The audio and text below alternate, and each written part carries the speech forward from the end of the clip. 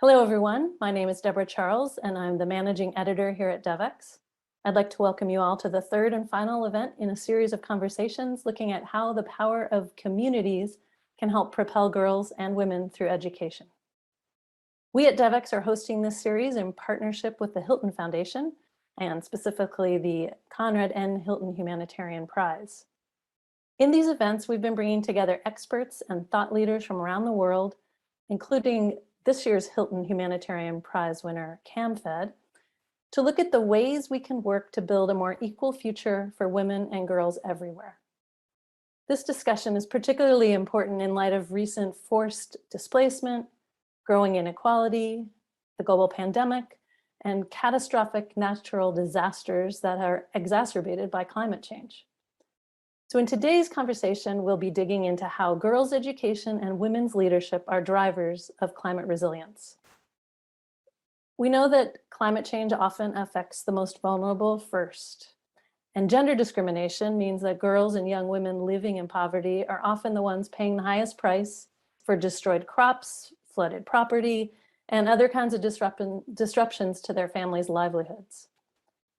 When disasters strike, these girls and women are at risk of having their education disrupted and also face an increased risk of child, early, or forced marriage. But women are also often on the front lines of community efforts to tackle the effects of climate change and are key to building climate and adaptation efforts. So making sure that girls stay in school is not only a powerful tool to tackle climate change, but it also addresses underlying inequalities. Today, we'll dig into how investing in girls' education can help increase their resilience to climate change and how it can play a key role in fostering girls' climate leadership and climate action. So we have a great panel joining us today for this discussion, and I would like to introduce them now. First up is Christina Kwak. She is a non-resident fellow at the Center for Universal Education at the Brookings Institution and the research director at Unbounded Associates. Next is Fiona Mavinga, a founding member and executive advisor for the CAMFED Association. Fiona was one of the first young women to complete her education with CAMFED support in Zimbabwe. And as I mentioned, CAMFED is the winner of this year's Hilton Humanitarian Prize. Kamal Narayan is a climate activist and volunteer with the Alliance for Future Generations, a youth-led network in Fiji, where it is very early in the morning. And Beth Roberts is the director of the Center for Women's Land Rights at Landesa. In fact, Beth represents an organization that was a past recipient of the Hilton Prize, as Landesa won it in 2015.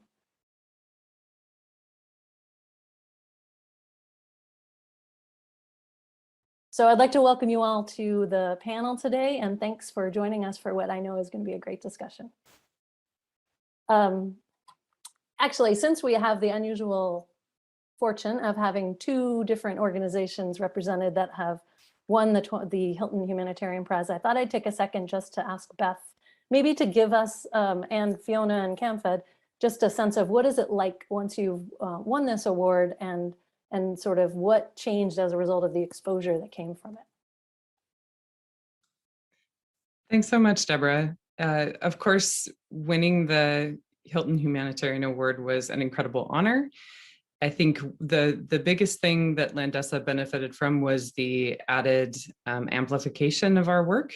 We really were able to reach a much broader audience and had many more people be aware of the incredible impact that land rights can have on alleviating poverty and achieving gender equality. And we also were able to move forward with additional partnerships. Hilton has been incredibly supportive of Landesa in building bridges with other Hilton awardees. It's one of the most incredible things Hilton does. For instance, and relevant to today's discussion, we were able to build a partnership with BRAC and draft a report on slow onset disasters on climate change and gender. So such a warm welcome to CAMFED, to this distinguished group of awardees. And hope that you will, I know that you're already aware of the honor and that you're looking, and just want you to know you have a lot to look forward to in the opportunity of being an awardee. So thanks, Deborah. Thanks, Beth. I appreciate that. I figured why not take advantage of having you here to talk through that. And CAMFED really is a fascinating organization, and in the other events that we've had in this series, we've learned a bit about them. And I think Fiona is a great representative of the organization. In fact, Fiona, maybe you can start us off here, like talking about where does education fit into the climate agenda, especially for girls and women?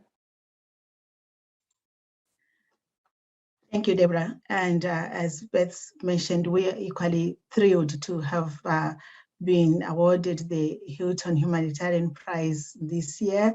It really is spring into the step of the communities that we work with, who come behind girls' education and work together with CAMFED to ensure that girls from marginalized families and marginalized communities get access to school, and when they are there, they are protected and provided with wraparound support to shepherd them through the education journey and to become leaders and to unleash the potential that they have after they graduate. So we really very much honored to have received the prize. Coming to your question about the intersectionality between girls' education and climate action, really girls' education is climate action because we see this as a key ingredient for women's leadership, women's resilience, community resilience. You would be, I think you are all familiar that, you know, our women are the backbone of most of the communities in sub-Saharan Africa, and especially in rural Africa, where a greater percentage, over 70% of rural households are headed by women, and women are the ones that bring food on the table, and they have the charge or the responsibility of looking after children. And in the events of climate disasters or climate emergencies, these are the women that are faced with the undue burden of ensuring security of the family, security of children. And with education, we know that 130 million girls were out of school even before the COVID-19 pandemic, with COVID perhaps exacerbating some of the challenges that girls and women already faced. And now climate change coming in to compound even that, because when families are hungry, girls are the first to be taken out of school, and their families look up to girls to be married off, so that maybe their dowry can come in and support the family and supplement the family food and income. Or it could be that girls, seeing the pressures that their mothers or their grandmothers are facing, they will opt to drop out of school to be able to go and work as housemaids, for example, to be able to provide income for their families. So girls are the first victims of climate change in most instances. And also where displacement happens, for example, if you consider the cyclone Idai that swept through Mozambique, Zimbabwe, Malawi, and Zambia in March 2019, you know, most of it maimed and killed thousands, displaced hundreds of thousands, and some of the victims of the cyclone are still living in temporary shelter. And with that also comes exposure to exploitation and abuse for women, because they can be, you know, subjected to sexual abuse, for example. And during that time, usually you find that girls also drop out of school. And what we see, especially within the CAMFED Association ourselves, is that we are now using the education that we got, because we were supported to go through school, to be able to build resilient skills for our communities that are facing some of these challenges. We are partnered together with CAMFED to come up with a guide program, because members of our alumni network really take on positions to guide, you know, the next generations and the communities through a number of things, one of which is guiding the next generation of learners as learner guides at schools. But we are also taking action to be able to guide our communities to become food secure, to become climate resilient, by taking on roles or as agriculture guides and climate change activists within our communities, using our knowledge, especially those of our network who have undergone training in environmental education, in agriculture, to be able to give our communities skills to boost food security in our communities. And because we know that once communities are food secure, girls will become secure and their education will also become secure. Thank you. Thank you. Yeah, and definitely like to dig into a little bit more of that later. But first, given that we just left COP, I think some of you were probably at COP, and we're all sort of COP. What happened after, where do we stand post-COP? I guess, how much awareness was there on the need to include education in the climate agenda? Christina, I guess Christina, I'd like to throw that one to you. And what do you think? And others, if you want to add on afterwards, let me know. Sure. So thank you, Deborah. I think that there are a lot of mixed feelings about COP26 at this time, especially when it comes to the education side of things. There was unprecedented attention to education in the context of climate change this year. First of all, when it comes to bringing together education ministers and environment ministers in the same space to talk about the importance of education, I think that was by far, a good baby step in the right direction. But then when we look at sort of where these conversations are heading and where they have come from, I think we have great need to put more attention on this. So just to give you an example, thinking about the road up to COP26 this year, I did an analysis with Education International for their Teach for the Planet campaign. And we looked at 95 at the time of the submitted, updated, revised, new NDCs. These are the nationally determined contributions or national climate strategies that countries or parties submit to the UNFCCC as part of their engagement with the Paris Agreement. And only 20 of those NDCs actually mentioned climate change education. None of the NDCs are actually calling for compulsory climate change education. So, we can see that although, we had this ministerial event, which was great, we haven't really seen this embedded into the way countries are thinking about climate change. And in fact, our report card that we developed, this climate change education ambition report card, saw that all countries have failed, and we had to curve the grades by 42 points in order to lift up everybody to a better spot, right? And so this means adding 42 points to everyone's score.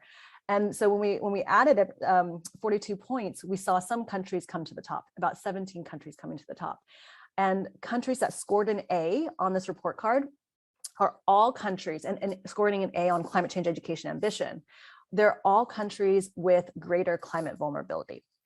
Countries with the lowest carbon emissions are more likely to be mentioning climate change education in their NDCs. None of the top 20 carbon emitting countries, none of the top wealthiest countries' NDCs are mentioning climate change education. So we can see where the burden of action is falling at this moment. And so, the evidence speaks millions in terms of where we are when it comes to COP and education. Yeah, well, that's fascinating. I mean, not a surprise, I suppose, when you think of all the lofty speeches that happen, and then you're like, but is anyone really doing anything? And then, Kamal, I mean, as you're on, someone who's working pretty much more on the ground than I think a lot of people in terms of what's going on in Fiji, which is a kind of, you guys, there is a big climate, fear, and I think more action is involved now. More people are aware of this. Are you seeing anything involved with education that is being done right now to get either girls' education or just education aware on the climate agenda? Thanks, Deborah, for that. I think Christina has done a pretty good job in terms of summing it up, when it came to the NDCs. And she mentioned that those countries who are the most vulnerable, who contribute the least to the greenhouse gas emissions, are the ones who actually have some sort of mention of climate education in their plans itself. And I guess to some satisfaction, I can happily say that Fiji, as part of their national adaptation plan, has made references to SDG Goal 4 to ensure inclusive and equitable quality education and promoting lifelong learning opportunities. So it ensures that there's a balance in terms of when adaptation or resilience plans are being done. Climate education does come into play, and it has a gender and human rights based approaches to it. So I guess from where I come from Fiji rather, I guess I would say that we are fortunate to some extent that we see, young women and girls taking up the lead when it comes to talking about climate change conversations, or taking actions that are more specific to, of course, climate change. Because here in the Pacific, the context is as such that because of our geographical location and how we're based, majority of the communities are coastal communities. So, these are other communities that are always at the brunt of climate change. Every time we have a category 4 or 5 cyclone, any natural disaster that we have, these communities are often the most vulnerable and the most affected by it. And I guess, and then culture comes into play as well, that every time you visualize a community or a setting, you see men as the head of the households, but then nobody really realizes that it's usually these women and young girls who are sort of tasked to make sure that there's enough food supply. You're able to prepare and pre-plan everything as soon as you get a warning that there's a cyclone approaching or there's something happening. Packing your belongings if you have to go for evacuations. And then once or after the disasters are over, after the cyclone is over, how do you feed your family? How do you ration the food supply? How do you make sure, or rather, how do you take care of everyone if someone falls sick?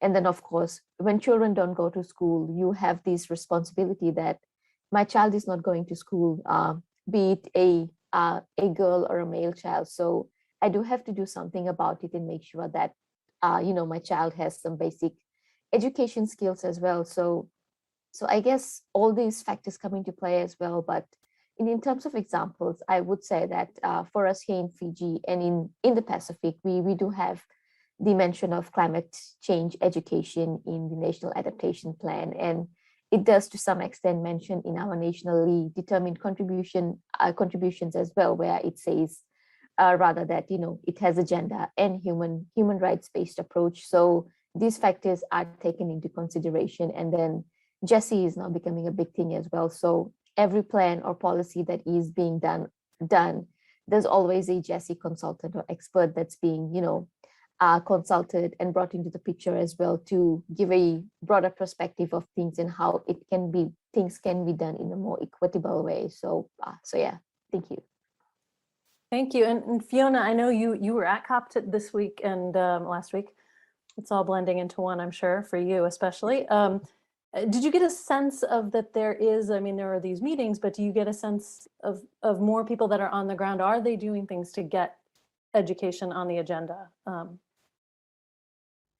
Like Christina said, I think we were happy that there was recognition of the importance of education and also really bringing gender to the center and front of this, because women are already, at the middle of this whole crisis. So that recognition, I think, was very, very important. The allocation of perhaps maybe one gender day might have been somewhat a step, but I think more needed to be done to really integrate gender and education into all the themes that we're running at COP26. I want to refer to the conversation that we had with the Minister of Education for Malawi when we were on a panel with the UK government representatives. And she did mention that, you know, because, and to Kamal and Christina's point earlier on, that, you know, it is the countries that are most impacted that are mentioning, you know, climate education. She mentioned that, you know, she needs, for example, 90,000 classrooms to be able to get children into primary education within Malawi. And she has a deficit of about 47,000 classes. With the classes that they have at the moment, they are now being battered by, you know, climate extreme weather patterns. When it floods, those classrooms usually, like communities run to schools for safer accommodation, and that means no education for a time for children within those communities, or some classrooms, their roofs are blown away by the wind, for example, and that means that the environment is not safe for children to be able to continue with their education. So our communities are already suffering, you know, the effects of climate change. But what is also not there is the resources behind. You know, these, especially countries in sub-Saharan Africa, they might be able to talk about climate change and taking action, but they do not have the resources to come behind the actions that are needed to be able to build climate resilient infrastructure for education, for example, to safeguard communities. So it's really left to communities to become, to adopt, you know, those strategies that will secure them, and which is why we need perhaps to ensure that more women are equipped with the skills to be able to safeguard themselves. And for us, if you educate girls, you'll be able to give them skills to be able to respond immediately to climate emergencies, to become aware, and to be able to have options to be to perhaps maybe shift to a safe and secure environment, and while they to be having options to keep themselves safe and to continue with education, for example. So, and especially in the cases of droughts, what happens is that, you know, most families are not able to have enough food for themselves to the next harvest season, and they do not have any surplus, for example, and then they tend to, you know, resort to those strategies that really put girls and women at risk. So what we need is to give girls and women more skills to be able to adapt, to become resilient, and to safeguard themselves, communities, and children in the face of the climate emergencies that we face. So I'm hoping that, you know, more resources will be allocated. Mm-hmm. And resources, I mean, in a sort of, if you think sideways, another resource is sort of owning the land, or having, being sort of more powerful in a community in a certain way. I think, Beth, I'm trying to see how it is that we can pull together land rights and education as well, because I think that's all sort of all tied together. So when we talk to rural communities, we often ask them, you know, what their household expenses are as part of the surveys that we do in rural communities. And one of the most consistent answers is school fees. You know, that's, you know, I think one of the things we take for granted in the West is that education is free and provided by the government, and it is not in most countries in the world, many countries in the world. And one of the fundamental reasons that land rights are so important for education is that they increase income for families, that they provide this basis for economic opportunity, but also that they increase status in communities. And you know, particularly for for rural communities, land is this fundamental asset. It's the basis for housing, it's the basis for food, it's the basis for economic security. It's also the basis for climate action and climate resilience. If we want communities to be caring for these ecosystems that are so important, that are really the other side of climate action. We talk about fossil fuel reduction, and yes, that is absolutely crucial. It is the thing we need to do. On the other side, we need to be mitigating the effects of climate change. We need to be mitigating the causes of climate change and helping communities adapt. Those 2.5 billion people I talked about that depend on land, they need to be able to invest in restoring the soils that are being degraded all over the planet, that have been degraded all over the planet, that make food security so much more difficult, to be able to invest in agroforestry, in protecting forests, and protecting ecosystems that we all depend on for survival. And investing in women and girls in particular to be able to do that has incredible dividends. Some of the evidence, the most powerful evidence that we have for what the effect of land rights are, is that they transform gender dynamics within the home, that they change the way in which women view themselves and the way in which men view women and the way in which women are viewed within communities. They go right to the root of patriarchal norms. So land is considered a male purview almost universally worldwide. And when land rights are more secure specifically for women, we see what we see throughout development, that women turn around and reinvest the bulk of that benefit into their families. And that shows up in greater spending on things like education and health and nutrition for their families. But it also results in investment in the land itself to make it more resilient to the effects and impacts of climate change that are so devastating to these communities and to women and girls themselves. And so land rights is really just this foundational and powerful link to empowering women and girls, to enabling education and to enabling climate action in these rural areas. And it's really, it's powerful because of what we know about where poverty is located and who experiences poverty. Despite rapid urbanization, still 80% of people experiencing extreme poverty worldwide live in rural areas. It's still those 2.5 billion people around the globe who depend on land. And I think we know as a global community what it takes to end poverty. We've done it over the last couple of generations. COVID has been a huge setback, but in terms of addressing extreme poverty, investing in rural areas is what does it. And as we have this huge increase in population, especially in youth populations in sub-Saharan Africa and Southeast Asia in particular, as we are facing the climate emergency, as we are navigating migration to cities, as we are navigating soil degradation and the food security issues that come along with that, thinking about investing in rural land users, helping them be where they are and be resilient where they are, giving them the resources they need, including education, to thrive where they are in their communities, is one of the answers that is most overlooked to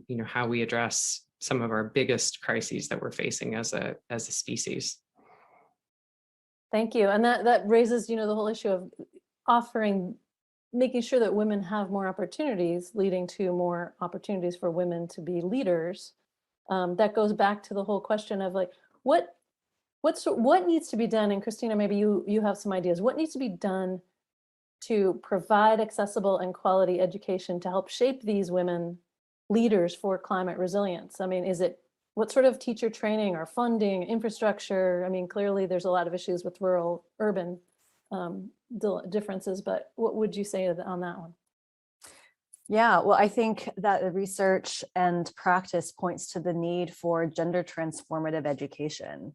And this gender transformative education means that not only are teachers trained to engage in gender responsive pedagogy, but also that education infrastructure is girl friendly, child friendly, and that the content of that education is also targeted at deconstructing and transforming the underlying harmful gender norms, gender stereotypes, and gender practices that continue to put girls and women in marginalized, vulnerable positions in society.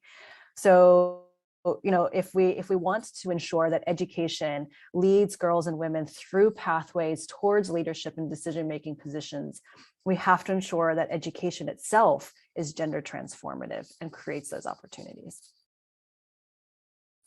Did anyone else? I saw a lot of nods. Did anyone else want to jump in on that one? Nope. Okay. I do a lot of nodding when I'm like, yes, that's exactly what I would have said. So, okay, thinking about what we're getting, what we're preparing, what this education will do, what we're preparing the leaders for, what sort of climate leadership positions are we preparing girls for? I'm not sure if anyone has any thoughts on that, or even imagine, say, Kamal in Fiji. Could you imagine what sort of decisions being made if there were women in leadership positions regarding climate action?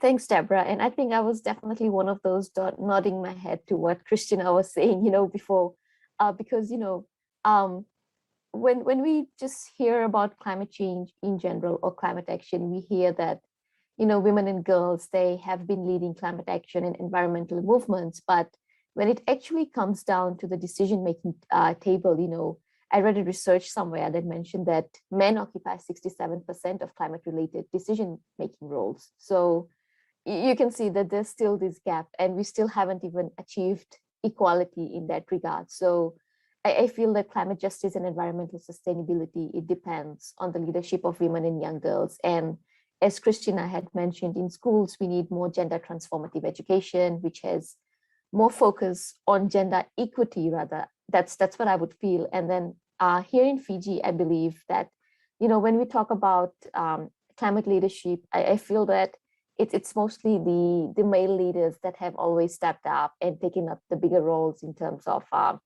like, for example, when it comes to this conference of the parties, we usually have male negotiators or male leaders sitting within the negotiation rooms, carrying out these interventions, but we rarely see any female leaders taking up this role. So I guess in my perspective, if we are able to go in the right path, which we are maybe in the next few years, what I would love to see is women leaders actually taking up these decision-making roles, not just sitting at the international table, but, what's happening within the region and locally and at the national context as well. So, being able to contribute towards more, how do I say, pro-environmental policies, procedures, having more consultants and experts, sort of in the context of women leaders taking up these roles, making the decisions, and of course, being able to contribute more openly and actively towards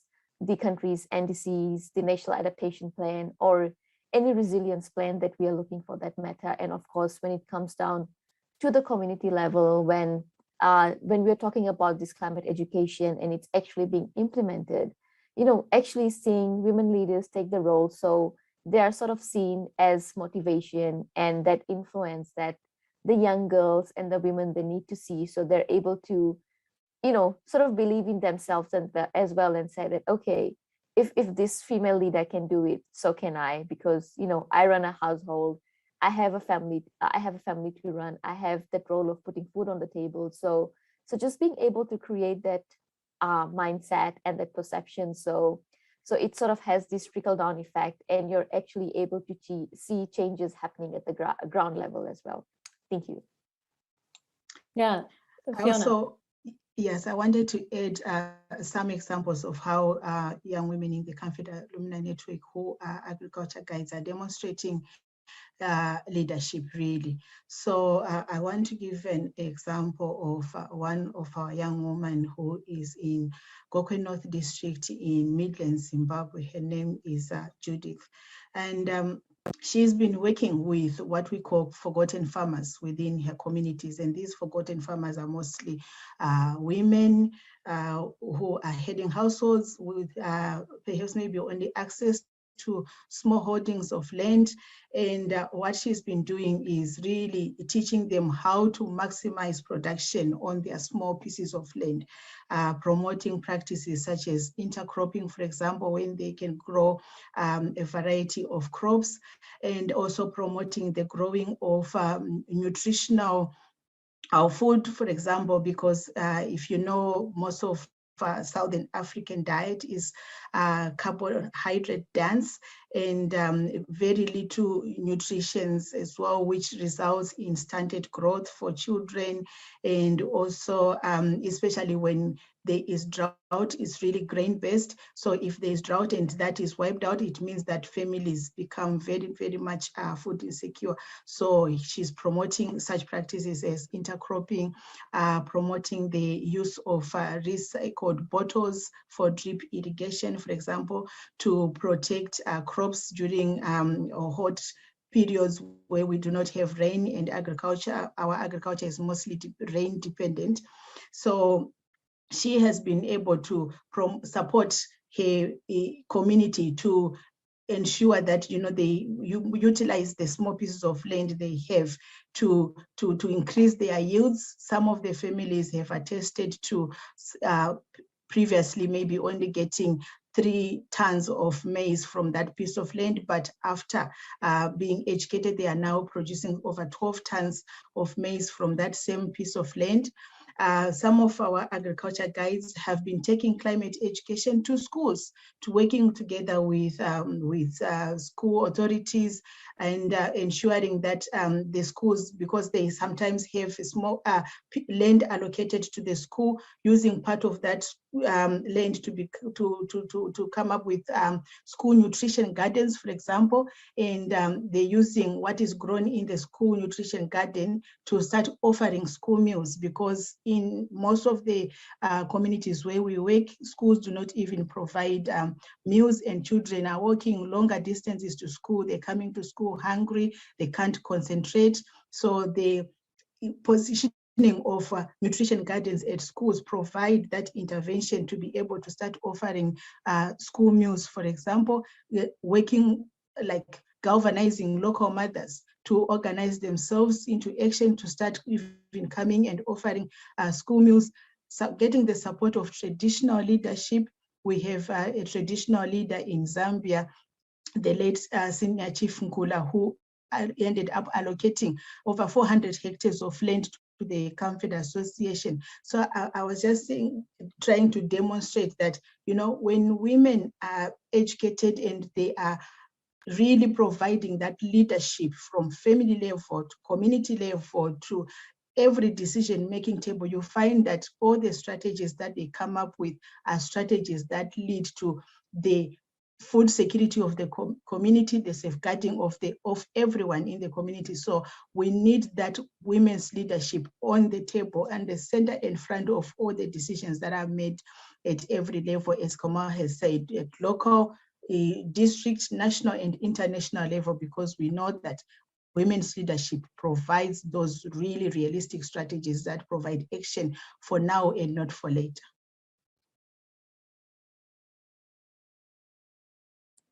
I think that's such a great, those examples are really helpful, because I feel like a lot of times we just talk about these things, but like, what does that mean? And you look at how, this goes all the way to, you educate someone to be able to grow more food, more abundant, have better crops. You educate someone to know that the women in leadership make a difference. I think that's the, it's not just education for, it goes to so many levels. I think that often people don't really think about. I'm not sure, Beth or Christina, if you had anything more to add on those points. I think they said it very well. Great, exactly. So I think there's one thing I'm wondering if, I know that the sort of the nature of work is changing as well. There's one thing in rural society, yes, but also in urban society, and women are, there are women can be in different types of positions, can take different types of roles. How important is that in helping spread more awareness of this, of what we need to do for climate. I'm not sure, Christina, if you have thoughts on that one. Yeah, absolutely. I think this is another reason why we have to pay attention to girls' education in the context of climate change. As countries begin to transition to, or a desire to transition to low carbon, green sectors, we risk putting girls and women at the fringes of this green economy, just as they are at the fringes of this fossil fuel driven economy. And when we think about the types of sectors that countries gravitate towards when thinking about those low carbon transitions, it's the energy sector, transportation, construction, maybe it's agriculture, but these are fields that typically demand and require some level of science, technology, engineering, and math skills that girls and women are already disproportionately represented in. So that's already, setting girls and women up for being at the fringes, right? But then on the other hand, too, when we take a feminist lens to a green economy and to the types of sectors that should be supported, we should also begin to understand how integral the care economy is to a just transition into a greener, more sustainable, regenerative economy. And when we think about those sectors, the care economy, we can really begin to see also how this lifts up automatically those fields, those responsibilities, those roles that girls and women have traditionally filled, and really begin to push for a more gender transformative approach to the care economy, and really begin to bring in boys and women into that space as well. So I think, there's certainly a great entry point to thinking about girls' education when it comes to the future, a green future workforce. But I think, countries aren't yet paying attention to this. That feels like that is a refrain you hear on so many different levels. The countries aren't yet paying attention, and there's so much to do. And I mean, it's always hard when you have 200 countries and you're trying to get people to agree to things. And so I suppose incremental progress is what we can hope for at this point. Okay, I'd like to, I'm realizing we're getting near the end of this panel, but so I'd like to pose a question to each of you, to all four of you, just see what you think. What's something tangible, given that we talk about all this sort of, this would be great to have, but what's something tangible that can be done right now to make a difference and move even exponentially forward to ensure that girls' education, women's leadership is moving forward in the right way to impact the climate? I think let me ask Kamal, can I throw it to you first? Thanks, Deborah. It's still early in the morning, so I'm still getting my thinking cap on, but but yeah, I guess the first thing that came to my mind while you were saying, like, what's tangible, I guess that would be just being able to empowerment and education, because if it's happening right now, like, especially in the school systems, like here in Fiji, we don't officially or formally have climate education in the school curriculum, but then we still have teachers talking to young kids, like these are preschool, grade 1, grade 2, even grade 2 kids, just talking to them about what is climate change, what's happening in our country, what's happening in our region, how do you feel about it? So just that diafact, just simple education, just talking to them about it. And I guess starting that conversation from a very young age. So as these kids are growing up, that thinking and that mindset, they're growing up with it. So it's a bit more easier. And I guess when we talk about transformative education or seeing education from a gender lens perspective, I feel that the same can be done as well. So even with young boys, if while you're growing up, you are nurtured in the same way and you're taught, that we need gender inclusiveness, we need to think more about gender equity. There's no role that's more, that's meant for men, and there's no role that's just specifically meant for women to do. So just being able to grow up with that education and mindset, I feel that these are some tangible outcomes, and you'll be able to see the results, over time. So yeah, thank you. Yeah, thank you. And you rallied very well for the early hour in Fiji. Thank you very much. It's really a good point, because we often talk women, girls, but what about the boys? Like, the boys actually need that education too early on, right? Christina, what would you say on this one? I would say mentor a young girl or a young boy on the gender implications, the gender impacts of climate change and the gender solutions. Very good suggestion. Fiona. Beth mentioned that top of the worry list for most women across the communities that she worked with was school fees for their children. And it generally costs $125 to keep a girl in school across sub-Saharan Africa, especially in the countries where we work.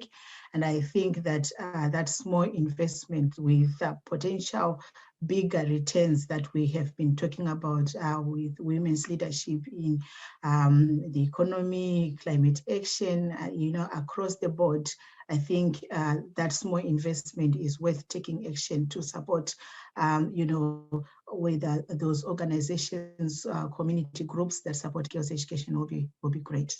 Thank you. Thank you. It's a really good point. Small amount can go far. And Beth.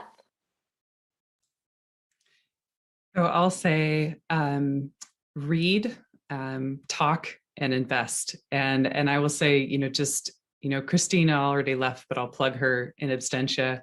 The report that she and her colleagues did on the NDCs is great. Read an overview of that, understand the incredible links between gender equality and climate change. It's not a peripheral issue to climate change. And I think if anyone is listening or watching this event, you're already interested enough. So go ahead and read that report, read Project Drawdown's research on gender equality and climate change, on education of girls and sexual and reproductive health and rights, and the impact that would have on reducing greenhouse gas emissions. It's powerful, powerful information. And then talk to everybody. Insist that everyone listens to you on how gender equality is foundational to climate action.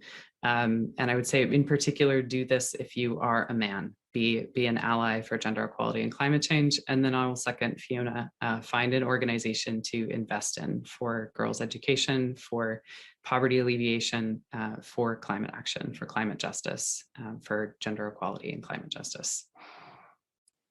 Thank you. And what a perfect way to end. I think you summed it up so well. All of you did. And thank you to Christina, who had to jump. We got to her right before she had to jump. But I thank you all for your time and your insights. I think we have a lot of really interesting things to think about and learn. We need to educate ourselves in order to educate, make sure that others are getting educated. So we'd like to thank the Hilton Foundation and the Hilton Humanitarian Prize for partnering with us on this conversation series. As I mentioned, this is the third of a three-part series. So if you missed the first two events, you can go to the Future of Humanitarian Action series homepage to listen to the first two. And the first one was on the power of girls' education and women's leadership to transform communities, countries, and economies. And the second one was on creating an enabling environment for good governance for girls' education. So sort of things we talked about here as well, and it's all sort of intertwined. So thank you again. As managing editor, I have to say, please make sure to go to devex.com to read the news that we are creating every day on topics relevant to climate and education, girls, women's rights, women's leadership. So we also have a free newsletters that you can sign up for, including a daily newswire that will give you a summary of this every day, 5 days a week at least. So once again, thank you very much to our wonderful panelists, Fiona, Kamal, Beth, and Christina. And thanks for being with us. Have a good day.